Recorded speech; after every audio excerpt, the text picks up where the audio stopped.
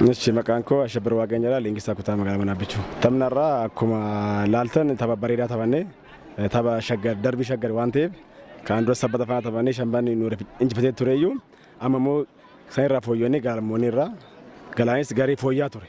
Akkuma laalaa turte garuu galaan irra immoo garii Manaabichuu keenya gara gooliitti deemuudhaan keenya garii fooyyaa tureyyuu kubbaawwan arganne luuzii gochaa ture.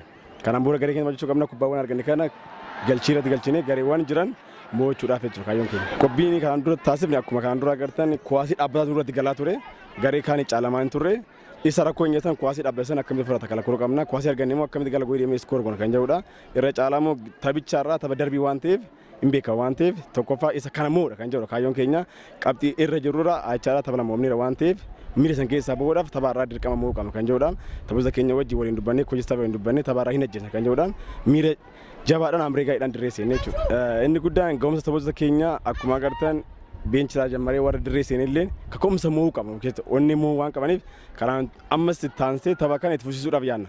Maaliif hanqina wata waan jiru duuchaa deemna taphni jiru mo'aadha guyyaa lama boqonnee waan sanii ijoollee fi boqonnaa kennee beestiiwwan keenyas boqollee boqonnaa kenneef haala saniitti deemnee kilaba keenya kana qabxiiwwan fuuldura jiran isaan qaqqabuudhaaf hojjechaa jira jechuudha.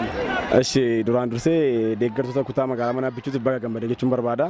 Itti aansee immoo kilaba keenya cinaa akka dhaabbatan rakkoo adda addaa jira waan ta'eef kilaba keenya cinaa akka dhaabbatan ergaa isee dabarsaa. Itti aansee immoo as Naqamtii yoo laallu uummanni isaa uummata nagaa uummata garee taphate qofa deeggaruudha.